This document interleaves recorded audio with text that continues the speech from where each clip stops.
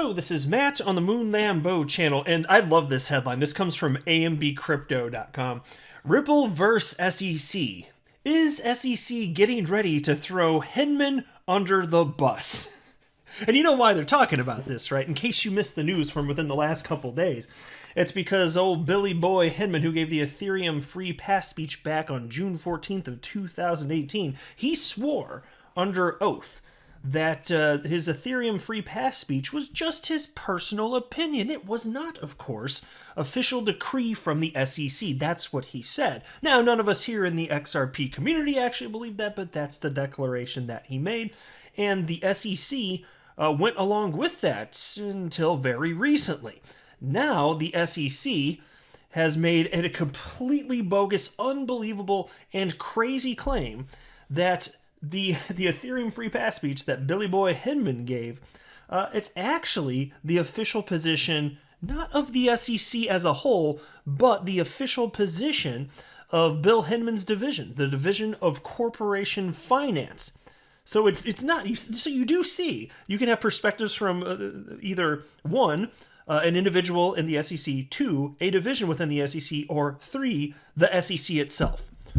Well, what the hell is the actual SEC then? And it gets ridiculous. And so I've got some fresh perspectives from attorney John Deaton and also attorney Jeremy Hogan, and we're just going to have a killer time. So go ahead and kick your toesy-wosies up on the desk or wherever the hell you are. Maybe kick them up on the dash while you're driving your vehicle, because that sounds safe. And also pop some poppycorn. It's gonna be fun here. But I do want to be clear at the outset, I do not have a legal or financial background of any kind. I am not offering legal or financial advice, and you definitely should not buy or sell anything because of anything that I say or write. I'm just an enthusiast who enjoys making YouTube videos about crypto-related topics, but just as a hobby and just for fun. Oh man, I tell you, sometimes things get ridiculous enough in this case that even though I hate it all and it's repulsive and real people have been harmed, you can't help but laugh a little bit at the true absurdity of this because it's so offensive on its face. And so, you know, attorney Jeremy Hogan, who of course runs the very popular YouTube channel Legal Briefs, he pointed out in his most recent video that nothing that a lawyer says is ever evidence in a case. Nothing that a lawyer says in a case is actual evidence. So the fact that SEC lawyers now claim that Bill Hinman's Ethereum free pass speech that it now represents an official position of the Division of Corporation Finance at the SEC is of no legal consequence. No consequence whatsoever, in fact. What matters is that Billy Hinman said under oath that the speech is just his opinion. That's all that matters, and as a result, Hogan finds it very unlikely that the judge will change her mind on whether or not the 60-plus emails floating around the SEC regarding Hinman's Ethereum free pass speech should be turned over to Ripple and used as evidence in the case.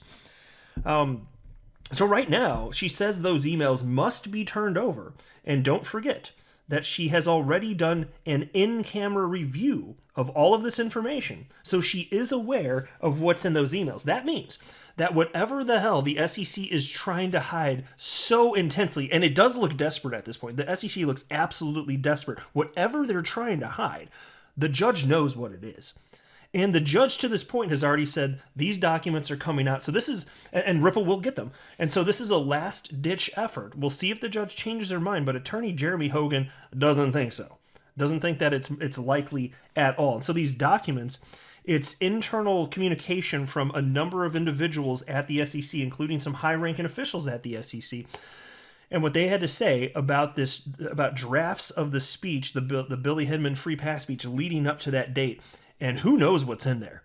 Don't be surprised if there's something stated in these internal communications having specifically to do with Ripple and or XRP. Don't be surprised. And so I don't know for sure if it will, but I'm just saying if that happens, don't be surprised.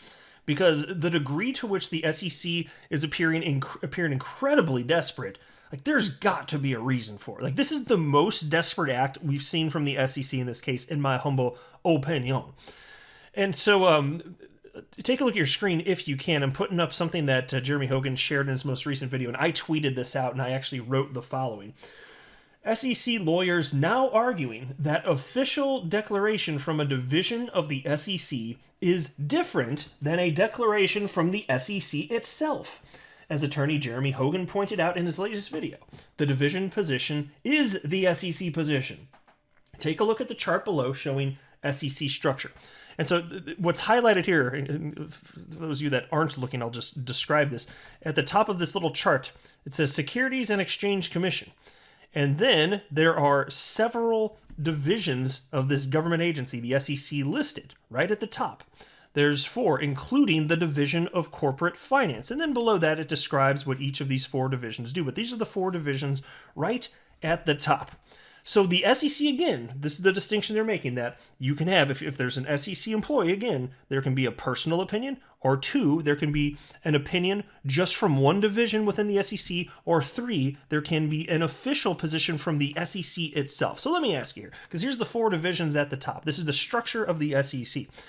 If right here, this one I'm circling, Division of Corporate Finance, which is the one that Bill Hinman was overseeing, if what they cite doesn't count as an official position of the SEC itself, then what the hell does? Do you have to have all 4 of these divisions state the same thing, simultaneously put out a document for, and then it's the official decree of the SEC? Well, no, that's completely absurd. And Jeremy Hogan did an even better job to paint just how ridiculous this is. He stated the following, and I tweeted about. So here's my tweet noting something that he said. I wrote, as attorney Hogan pointed out, if the finance department at Tesla offers 0% interest on its vehicles, that is the official position of Tesla. It's not just the official position of Tesla's finance department. And so that's a brilliant way to articulate just how absurd this is. Now into something that John Deaton said. He was responding to a comment from XRP community member Stefan Huber, and Stefan wrote the following. Hey, John Deaton and Jeremy Hogan, after the SEC admits it wasn't Hinman's personal opinion, did Hinman officially lie under oath with his signed affidavit? Or what does that look like? Is that an official offense, or would he have to be charged first? Thank you very much. And again, as I stated earlier in the video, Bill Hinman, he was grilled by Ripple's attorneys under oath, and he stated that the Ethereum Free Pass speech given on June 14th, 2018, it was just his personal opinion. So that's what he's talking about here regarding the signed affidavit. John Deaton responded and wrote the following. Because SEC staff must always provide the disclaimer that their remarks are not official statements of the SEC or the Commission, he will never be charged with anything related to his deposition testimony or his affidavit. So folks, yeah, he's probably going to get away with this, but there may be bigger implications of this. I've got, here, let me actually, for the sake of flow, maybe I want to cover, yeah, here we go. Let me point out this one.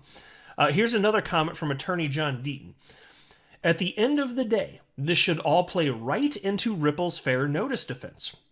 I think it is very obvious that the speech has caused great confusion within the SEC itself. Therefore, it is clear the market was confused. And so think about that. I'll say this, as far as Ripple's fair notice defense, if the SEC itself is now stating that the Division of Corporation Finance, what they put out, that's the official position from that division, that is guidance. That is market guidance. How could that not help Ripple? Because I'll tell you what, if it's in market guidance, and clearly it is now based on what the SEC is saying, which we knew all along. Come on, let's be real here. We got brains. If that's the case, then XRP satisfies what was outlined by Bill Hinman better than Ethereum does. XRP satisfies the conditions better for not being a security than Ethereum does. It's easily provable. We could go through and talk about every single thing that was outlined within the speech. One of which, off the top of my head, was that there was no ICO. There was no ICO for XRP. And Ripple, they didn't raise funds to build out XRP in the XRP ledger. They raised funds from venture capital firms, not specifically from XRP, in the earliest of days to get funding for the company. That's how they started. It's very different, folks, but it is what it is. And then there was also this from attorney John Deaton. Every time the SEC faces an issue it might lose, it gets someone to sign an affidavit. Ripple sought to depose Hinman. he signed an affidavit stating the speech was only his opinion. The judge ordered emails discoverable. It got a sworn affidavit saying it was guidance.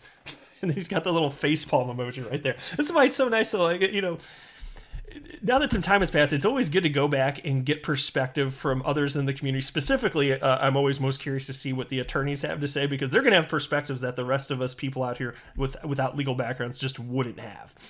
And then there was this. Somebody named Clay within the XRP community wrote to John Deaton and said, do you think they realized that violation after Twitter sleuths brought it to light, causing them to have to backtrack? And what they're referencing here is that Bill Hinman, he did claim that, again, the speech was just his personal opinion, the Ethereum Free Pass speech. But what about the legal implications? Did he get sufficient legal counsel before signing a sworn affidavit making that claim? Because the concern, and I mentioned this actually briefly in my very last video, the reason this matters is if you're an official within the SEC, you can't use your public office for private gain. And it does seem that he received private gain. So I'm not going to make a claim that, like I said last video too, that what he did was illegal, but it looks like it don't pass the smell test. I'm very curious. I wouldn't be surprised if he did break the law. I don't know if anything's going to come of it, but I'd be curious. And so again, Clay asked, do you think that violation after the Twitter sleuths brought it to light is causing them to have to backtrack? Is that why we're seeing a different tune from the SEC now? That's what Clay is asking. And John Deaton says, no, I don't think the SEC lawyers give an S word about Hinman, to be honest. The SEC lawyers don't want to turn the documents over, and they will alter their positions or arguments as much as they need to in order to not turn over the evidence. Yup. It's not about intellectual honesty or anything of the sort, folks.